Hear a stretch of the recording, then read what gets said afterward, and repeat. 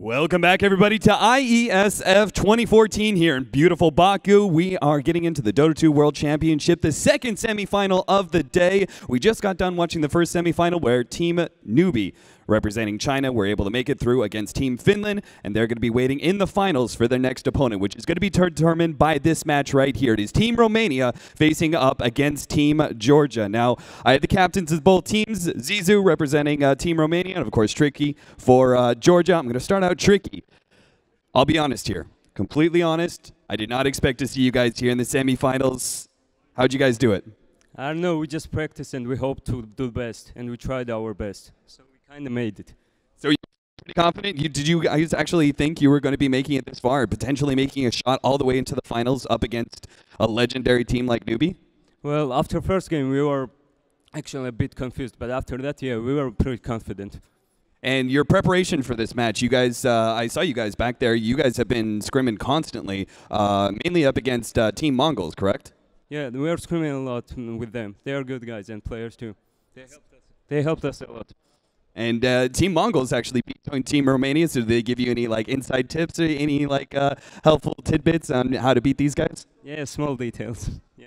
All right, I like to hear it, man. Zizou, hearing that, knowing that, you know, it seems like they've got some information on you. They seem very well prepared, though you guys were watching some replays of theirs as well, correct? Yes, yes. We did our homework.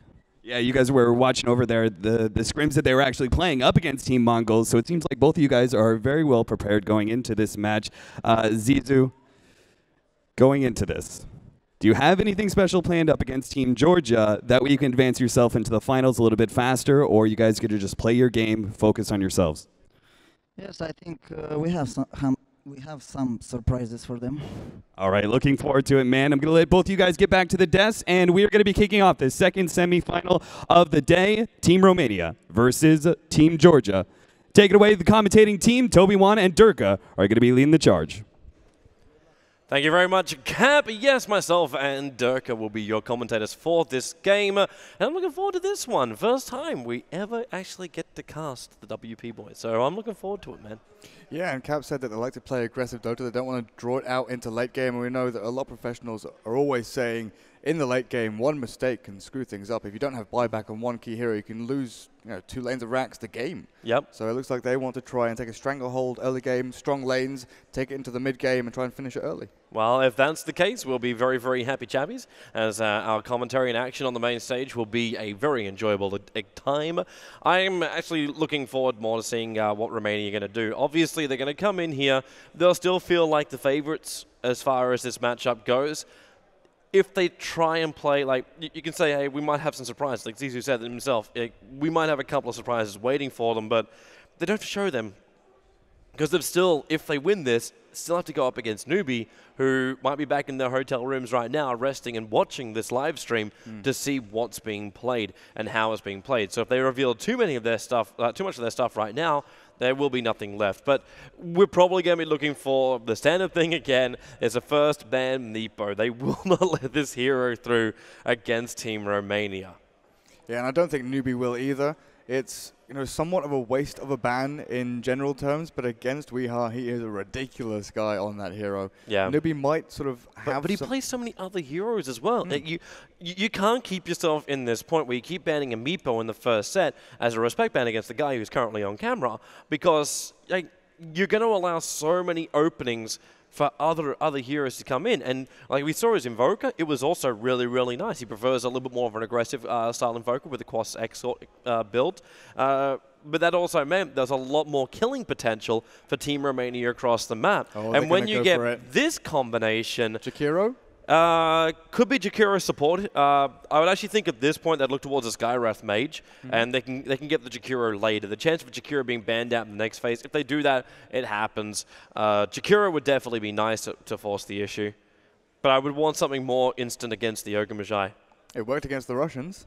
It did work against the Russians, and they get a Spirit Breaker straight off the cuff. They pick this very, very early, and I'm never really sure about this because like the Spirit Breaker, he doesn't need to be picked early. You're not going to ban the SB, even though Team Romania, this is now their 3rd or 4th time playing it at IeSF alone.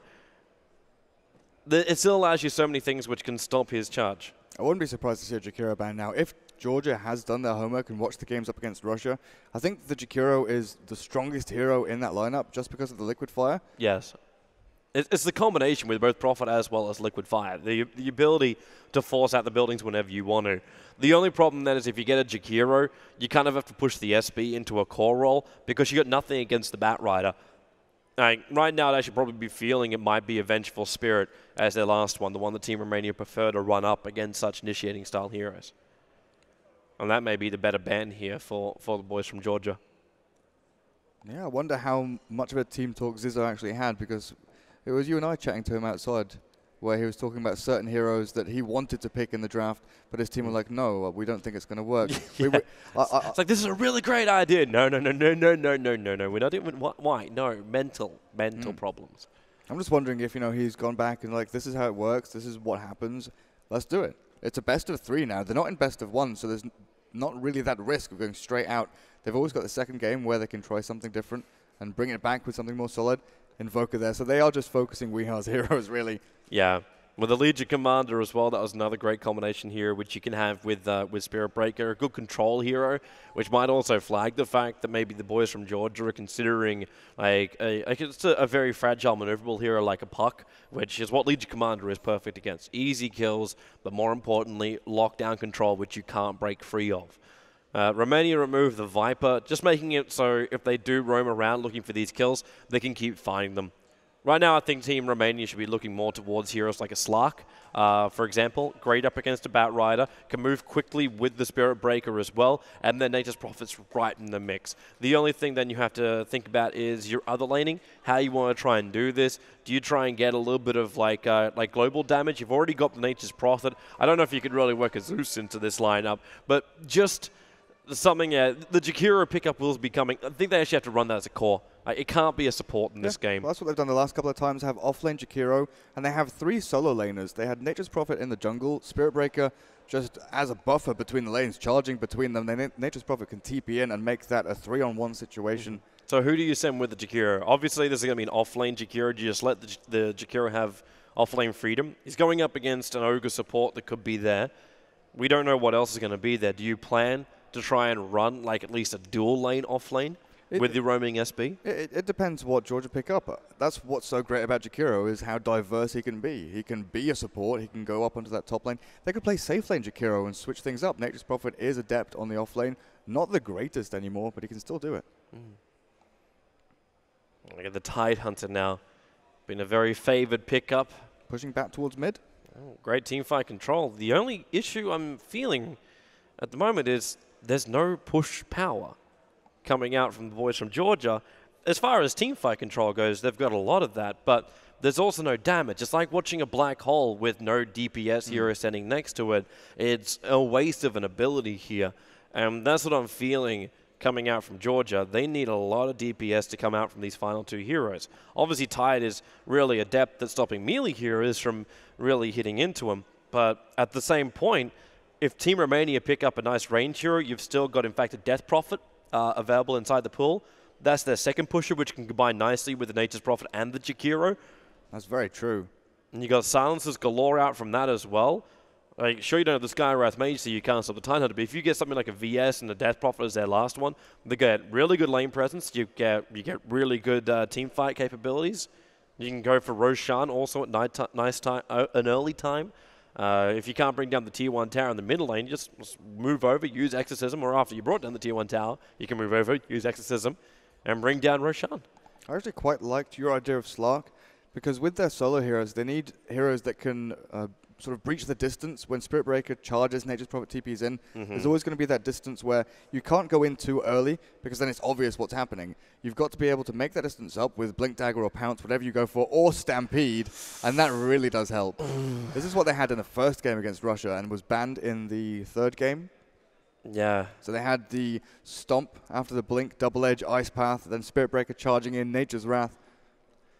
This is exploiting even more the fact, like, it's life points more than anything else. You're running 2 strength heroes and an intelligence hero which has insane strength gain, And then a Nature's Prophet as well, who, with the build that Team Romania go for 3 null talismans before he goes into damage. So you got a huge amount of life points and a decent mana pool on a Nature's Prophet. So they're all very difficult to kill. And then where's your DPS still coming from? They need a huge hard hitter. But if you pick anything that's a melee hero that's going to come in close, or it takes time before he's able to be ready to fight, if it's like an Anti-Mage or a Spectre, it's almost going to throw the game away, and they had to go to something like this. They get a Necro, but we're still missing the DPS. And it has to be a natural BKB carrier, really. Up against the amount of stuns and magical damage. The BKB doesn't protect you. That's the beauty of Spirit Breaker, is the bash that goes through the immunity. And then Sprout as well can lock you in place for whatever the 5th hero is for Team Romania, which will most likely be Weeha's hero. Look at Team Romania. I think actually Team Romania would have been fine having the Abaddon there. Because the Abaddon then's like, sure, I'll break you free of a couple of the stunts, but it completely negates any kind of damage output that George would be capable of achieving here. And Abaddon was one of the heroes that I thought Romania might go for, but Zizou, said his team didn't really like it. They don't like playing against it, they don't like playing with it. Yeah. And if they pick Abaddon here, where does it really fit? It doesn't. Right now, Team Romania just want to finish up their mid-solo. That's their last hero right now. Georgia can be a little bit more, actually, not even flexible with their heroes. It's about right. It's about right at what, mid with the Necro safe and a tied off. Yeah.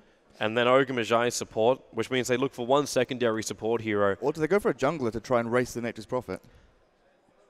No, because you're going to get pushed too hard. Weakens your lanes too much. You could attempt to go for an Enigma and go for the Wombo combo. But you're Radiant side, so it's not as good. Yeah, you don't get a good transition like you do with the Dire side, where you can use the Midnight Pulse to clean up the creep way, the tree line, because then it's just a very quick movement between the 3 camps, where on the Radiant side you've only got the 2 to play around with.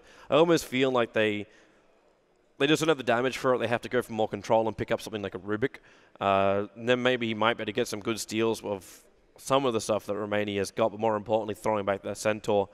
Because the Tidehunter Ravage, in a way, it's going to stop the charge in, but with the secondary, that's what actually hurt the most with this combo before. You get a charging in Spirit Breaker, and then sweet, throw our stun, stop him, interfere so he doesn't get the instant dash onto one of our core heroes, and then the Stampede's used, and you're like, oh.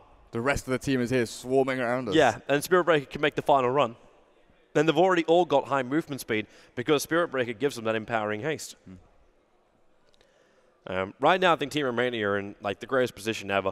That's going to get a really good mid hero, difficult to gank, and capable of dishing out a little bit of burst damage potential. I still think Death Prophet, DK would be a nice one because then it's the DK and the Jakira to push down the tower, so it's a very smart ban. But with Death Prophet still in the pool, they go for a Templar Assassin. I was considering this, but you're looking at Bat Rider mid and you think, can I do this? And against Bat and Viper, heroes that you think, okay, they're very good against TA. TA can win the lane. You've just got to weather the storm and wait for level 4 or 5 when you've got Meld up. And you can actually catch them out with that high burst damage and take kills. Actually, you can have a support Jakira. No, Zizou was playing it offlane before. It was playing at the core as the offlane? Okay. Because I was actually thinking at this point, in my mind, maybe that's why I went to it, you could try and run like a Templar Assassin and a Jakiro in that middle lane and 100% make sure Bat Rider gets nothing. He wants to go for a bottle rush, but he won't be able to do anything inside the lane. He'll just keep getting zoned out every single time. But in this case, we'll look towards our lane. So it is going to be a Jakiro off-lane boots first, early ward. We are be the Templar Assassin in towards the middle lane. They put Illusionist as well as Kiano. They'll be the top lane as the Spirit Breaker as well as the Centaur. And leaves the final one, which is Synergy, who does one thing which very few people do anymore, and that's running a Jungle Prophet. Yeah. Okay, I'm guessing they want a ward in that position. He hasn't bought anything yet, though. The Prophet? Well, maybe he wants to know if he's going to be under pressure or not. Because the Treant's already doing the scouting, and this will allow him to work out what lane's going to be where. In fact, the Treant's moving into the perfect position to see a whole bunch of heroes up on the top lane. And this allows him to make an informed decision. And, okay, he goes the same thing as he did before. Yeah. Null Talisman, 3 Clarities. You can get really greedy with the Nature's Prophet, with the Hand of Midas. If you feel you're not going to be under any kind of pressure, get a couple of extra Clarities. You just micro well, and you can actually rush the Midas within the first, 5 minutes. Zizou again pulling off this little trick. You buy boots, you run down to the tier 1, drop the boots, so you lower your movement speed to more efficiently block the initial creep movement, because obviously they start speeding up around here, and then when you've got the boots of speed, you're not lagging behind. I can't see one on the boots speed. Boots, please. There's just a little bit of hovering boots. It's just like there should be like a little cat and comes up and just jumps into it at the time. Well, again, how does Jakiro even wear boots? Well, so he picks it up and he's good. On his ears. Just, well, he's got 2 tails. It's one per tail. Specially designed movement speed. He's got little legs as well. Right now, so our lanes are underway. There will be a Witch Doctor who managed to pick himself up an Invis rune. It's already a very aggressive Observer Ward down the bottom lane too, so a lot of the support that can come near Jakiro, he'll be very much aware of it. And Witch Doctor can try and actually zone out the Jakiro. But the problem is, like, in the early stages, yeah, Jakiro just harasses into the Necro. Necro goes for the Heartstopper aura, but it's in range of Jakiro, so he will also tick down. It's going to be a bit of a problem for Zizou. Especially when you got Witch Doctor, who's capable of doing out 56 damage base with really good range as well. So he will have to burn through a lot of these consumables early on. I'm wondering too if this is almost one of those tranquil games for a Jakiro. Nice early bottle for both mids. Going to arrive at around the same time. Bat is going to get his a little bit earlier though. That's not going to make that much difference at the end of the day. The creep waves will still meet back up, and actually not perfectly in the mid. Weehar's trying to body block it up, and she will be perfectly in the mid. Yeah, so everything is fairly even as far as that mid lane goes. Batrider's 2-2. You go 3-2 over on the TA. Not much to speak of there. The Centaur from Team Romania, that's probably one of the things we should focus on a little bit more, is when he gets that Blink Dagger up. And because he's running a safe lane, that Blink Dagger should actually come quite early. It's not an easy lane for him up against the Tidehunter. And the strength from Spirit Breaker starts at around level 2 when you get the first level in Bash. And then you can start charging Nature's Prophet when he hits level 3 or so, when he goes for the 1-1-1 build and starts with a Sprout. So you charge, and then after that charge has happened in the Bash, then you can Sprout someone, keep them in place for TA to get the meld off. Sounds like a perfect combination when you say it like that. Well, we've seen it before. Well, they're going for a rune battle at the moment. The charge is coming down. Illusionist is going to back him up. With a no meld strike, the Illusionist will just take the bounty rune. He didn't have to do that because the Batrider was backing up, but it was just in case he was going to deny it, I think was the primary thing. But you got Batrider's attack range. Yeah, good luck. Well, they found the Observer Ward there that Jakiro had put down, so his life becomes a lot harder now. Yeah, but he's already got his regeneration through the Ring of Regen. It's not much, but it's enough to deal with the Heartstopper aura, and he's got a level 2 Liquid Fire. So when you combine those two things together, he's kind of okay here. He can't get the kill on the Necro. Okay, are they having a crack? Yeah, they are. Oh, the bash! That's going to be the first blood, knocking him back. It's a low chance for him to do that, but they are successful at doing so. So a little bit of trouble here for Georgia with their offlaner. Well, Zizou's able to farm underneath his tower. I'm just keeping my ISO close on this Jakiro lane. Glad you spotted that one out. Spotted what? The top one, yeah. Yeah, the first blood. I thought Jakiro had done something funny. No. Jakiro's just playing a normal lane. For me, I just want to see how well done, Spirit Breaker. It's fine, he spent his gold as low HP stacking the camp. Yeah. Go back to base. Which allows him to respawn and then just charge straight back out again if he wants to. Actually, it's on cooldown for the moment. If he charges from here, I'll be like, Illusion is very, very angry because he'll waste his mana. The Necro went for 2 Rings of Protection. I've seen Eternal Envy do this. You go for the Basilius, and it's just for the armor. It seems like a small bit of a waste in the early stages. If they can get themselves a kill here, Fire Blast will be a first stun. With the Fire Blast follow-up, Spirit Breaker gonna charge himself over. Zizou not wanting to turn, and in fact, Illusionist as a Prophet was about to TP in for that. But as soon as he decides to hold off, there's Batrider as well as Templar Assassin playing around. The Prophet now will TP in for this one. He needs to go towards the high ground. The charge is coming in over on Tricky, but he will get the kill over on the Templar Assassin. But the charge is on the way in. It will actually be the double kill. The charge should still get it, but no, he backs out. The Spirit Breaker pulls out. The Ogre Magi was hanging around with the Firefly, so he would have stopped the charge from connecting. When the Batrider, that's a big boost. That's a big boost. Yeah, you really don't want to be racing towards a rune when Batrider's going for the same one, especially when he's hit level 5. He's got the 2 in Napalm, 2 in Firefly. The refraction charges dissipate almost instantly, and the stick charges, sure, it's going to give you that little bit of burst regen. I don't know, Nature's Prophet thought he could come in and try and kill the Bat, at least after the TA had died.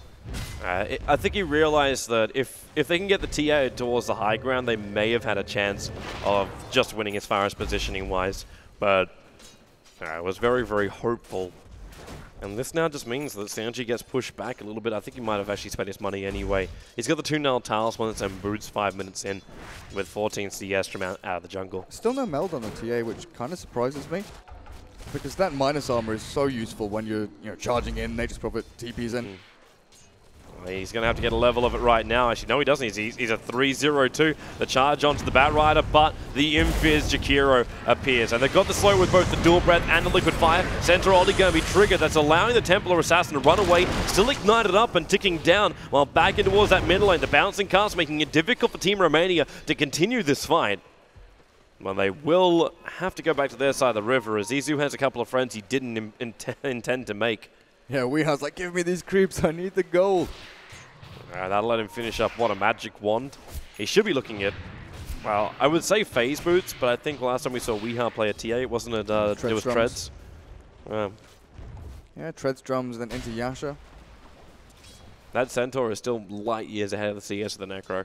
And we still do get that down to that point. Where's the damage come from the Georgians? Like,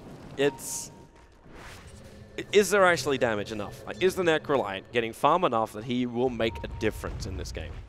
Well, if Romania are the ones initiating, and Witch Doctor hits level 6, which won't come anytime soon, but he can get a pretty much full channel of the Death Ward, then they've got Necro who's healing everyone up, so they've got Sustain there, plus Witch Doctor heal. If Ogre gets a lucky multicast, it's all very circumstantial, but if Team Romania make a misstep, then Georgia can capitalize on it. But I agree, I don't think that Georgia are the ones who can go into a team fight and feel comfortable that we can go in and kill all of them, or we can go in and take 2 pickoffs, and then we're in an advantage. Initiating-wise, man, it will be Team Romania that are the initiators. Until the blink is on the tide, it's just not going to happen. Even a blink on a Bat Rider, I don't think will be enough. Just because of the ability for the rest of the team to keep up when they trigger Stampede. I mean, all these things together, and you do still have like Centaur, who's now going to crack over 1900 gold. You can always blink in and drag someone back into Reaper Scythe. But that's going to require you to have both a Blink Dagger and a Force Staff over on the Bat Rider, who seems to be bypassing even Tranquils. I don't think he can even survive it when he blinks in at the moment. That's the primary problem I'm feeling, especially if you could even have a Spirit Breaker with level 6. That would cause more problems. Now, nice little smoke movement coming out from the Radiant boys, but can they find their target?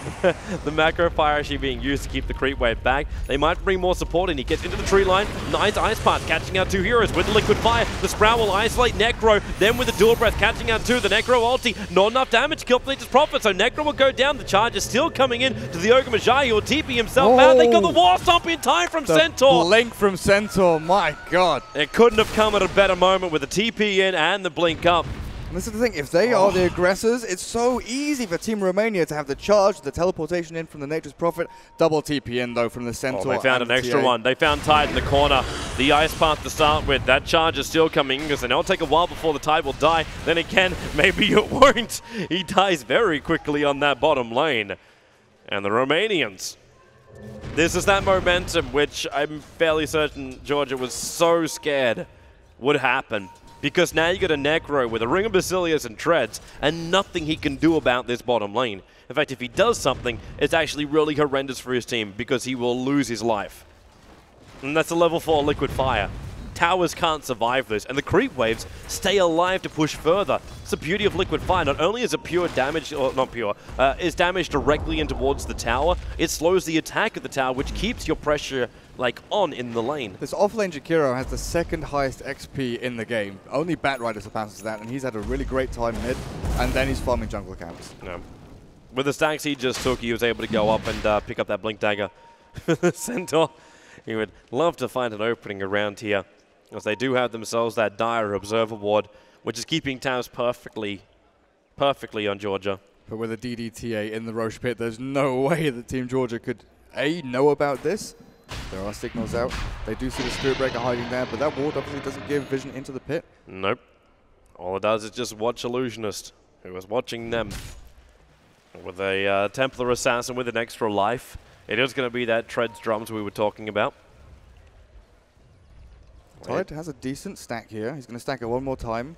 Doesn't get him anywhere close to Blink, but it's going to be a nice bit of gold for him. I'm actually kind of surprised that Team Romania don't have a ward looking for this. The Observer ward's watching more around the jungle area as opposed to watching for the stack. He actually missed it because one of the lizards came back too early. It's a really awkward position because you can't really TP and defend that, and if you've got Necro bot... Oh, they found one. It's the Templar Assassin. Defensive refraction charge is already gone. Do they bring detection? No, they did not. Flame break. He's got to get out of the Firefly, and then he can melt to protect himself if he needs to. The Ignite still ticking down Templar Assassin. As Zizou, he was thinking about a 3-man Ice Path, but he probably would have only caught 2 maximum, and there was no follow-up after it, so it's better just to hold on to it.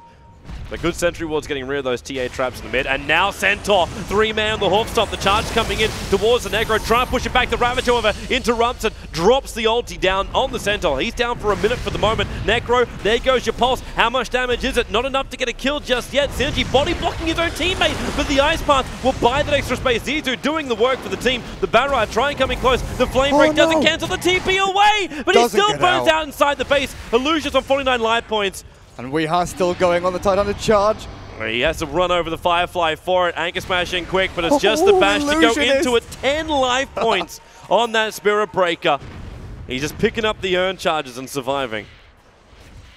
Wow, but once again, Georgia, they want to try and take the initiative, push towards this tier 1 tower. They knew they've got Ravage, they've got the Necro. It looked decent for them, but Nature's Prophet TPing in, that charge going through multiple people. Centaur really is the key to this strat. We saw it in game 1 up against Russia. He is amazing at jumping into the middle of 3 or 4 heroes, then the Stomp, then the Ice Path, the Macro Pyre and Liquid Fire hitting multiple heroes. Charge is coming back in again towards that middle lane. Just nice path defensively into the tree line as Templar Assassin starts to dive in towards that Ogre Magi. The bouncing cast unable to do some work as the Lasso controls on Jakiro, but you've got the Centaur controlling even harder. Templar Assassin doesn't want to lose its Aegis Immortal, while Illusionist, well, there's no illusions about what he's trying to do. Dive deep down into the boys.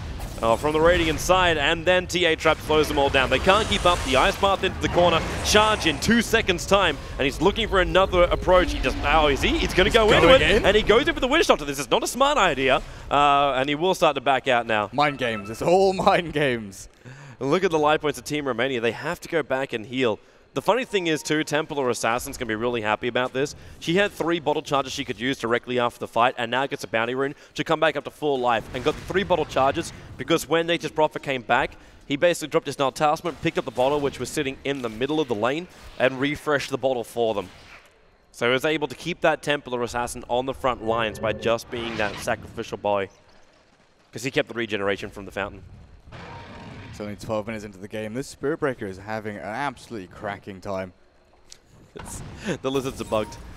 They refuse to take aggro now. He can't stack anymore. He's got to kill it off. Bottom lane, no Yule Scepter up just yet, but the Ice Path will still connect. TA Trap being prepped. The charge coming in. Meld Strike. So the armor starting to drop down, even though he's got a hell of a lot of it. Is there another one? The Macro Pyre being thrown out as well as Bat Rider. No Lasso. 7 seconds on cooldown, but it's not stopping Weehaw with that haste rune. Try and dive in. He's still got the vision on the Necro. Aegis Immortal. It's going to trigger in a moment because the tower damage. He could meld and possibly dodge it. He lets the Aegis go. The Ravage will trigger, and it's only the Centaur and as well as SB that are affected, but they got so many life points they don't really care. TA turning back into the engagement on the Bat Rider, a little spill damage over towards the Witch Doctor, needs another slow, or the Centaur blink down. That's a double kill for Weehaw.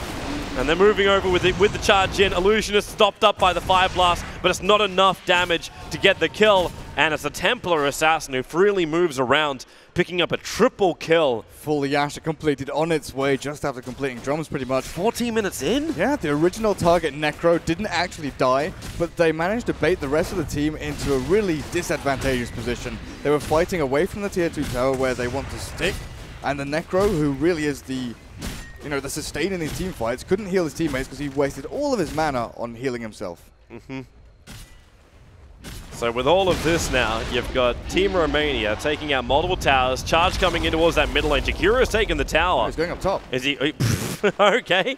Looking for that Necro to shut him down. He'll have to run straight past that T1 tower. Prophet also TPing in, gets a Sprout charge in. Hoof Stomp, double edge on underneath that tower, not with 2 TPs coming in. The bounce stun going to go up towards Nature's Prophet. Necro ulti, it won't be enough to kill off the Centaur, but it will be able to slow him down enough. He has to turn, double edges. He dies anyway, killed off by the creep wave that was there.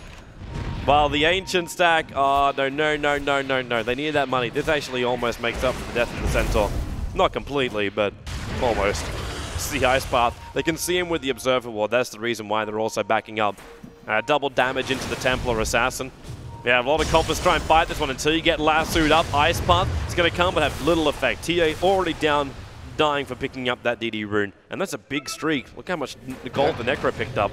See, that's how they should be playing. Reactional play, TP onto the tier 1 tower at top to try and save the Necro, and then use your spells. You want Team Romania to initiate, but you don't want to be the ones running into their spells. So we're 15 minutes into the game. My next point of call would probably be that tier 1 tower on the top lane for Team Romania. Through split push, not through force. And then Roshan. 2 minutes spawn time away before potential spawn time. In the meantime, they work towards their bigger items. Centaur finding himself getting closer and closer towards having that hood. So a little bit more resistance as well as having a little bit more damage. And this is what, yeah, Synergy's doing it right. Farm up inside the Radiant jungle, keep that pressure on. So the tier 3 tower is always being slightly like touched by the Team Romania creep wave. Yeah, TA's had enough of all this magic damage. Going for a BKB with that Ogre Club picked up. Ravage becomes a lot more, lot less useful as well. Just around the same time as Tide's about to get his blink. Yeah. There's so many things right now which are working right for Team Romania. Their advantage though isn't building. In fact, their experience kicked back in again after losing that Templar Assassin. Batrider isn't too far away from Force Staff, so they might be able to find one pick-off on someone like the Nature's Prophet, but he never really overextends himself. He seems very good at pushing the lane just enough, then looping back into the jungle, TPing onto his side of the map. The problem which is happening right now is the fact that this smoke gank is too obvious. And it's because of the warding from Team Romania. They got an Observer Ward inside the Radiant jungle, so no one's farming here, no one's farming Ancients, and there's one person that's inside the lane. You couldn't have actually made this more obvious unless you put like an announcer pack out saying, I am ganking. And Team Romania know what to do. They force into the bottom lane. Even if they get the fortification to come out, that's still worth it because it means their next push is going to be very effective, or they force the TPs to come back. There's the first one. It's going to be the Batrider. You could attempt to go for a lasso, but he might just die straight away. And they're coming back, and they haven't even brought down the T1 tower. Charge is going up towards the top. The rest of them are TPing out. They get the vision over on the Necro, and he'll drop as well, which will switch the charge over towards that Ogre, or at least it should do so, as now he's being macro-pied up. TP out, the timing, it is not enough. And then Spirit Breaker arrives. Not quite in time. Yeah, but right now they took 2 kills. They didn't lose that T1 tower on the top lane. It's alive at 100 life points, so it can be denied. And with the 2 heroes down, they'll take not only tier 1, but they will take tier 2 tower as well. Because we've got a catapult in their creep wave. All the momentum timings are hitting. The towers don't stand a chance, man. Yep. Not against this kind of push. And the second you try and do something about it, like the Batrider now is thinking, oh, maybe I can blink in and lasso somebody. But he does that, he can get Yuled up straight away, and then counter initiation belongs to Team Romania. What do we got coming out in the courier? Okay, so the hood is now done for the Centaur. So where's the magical damage to kill him? Where is the DPS? You got an Aegis Prophet with over 1,000 life points and 7 armor. Not the greatest, but not too bad. You're still going to work through the refraction charges of the Templar Assassin, who is now not actually having a BKB, still short of the recipe, but has a Mithril Hammer. And the life points are also quite good, 1,400 over on him. Even the Jakira is walking around with over 1,000 life points. You got the Spirit Breaker with 1,400-ish. There's just too much to get through, and the Necrolite is a mech and a plate mail. The Batrider is like the only one which can dish out damage, but still requires 5 sticky napalms to really make it worthwhile. Now, Zizzo here, we've seen him go 2 different routes. 1 with the Blink Dagger after Yules, and 2 the mech after Yules. I think that mech would be a really good choice here as he buys it. Yep.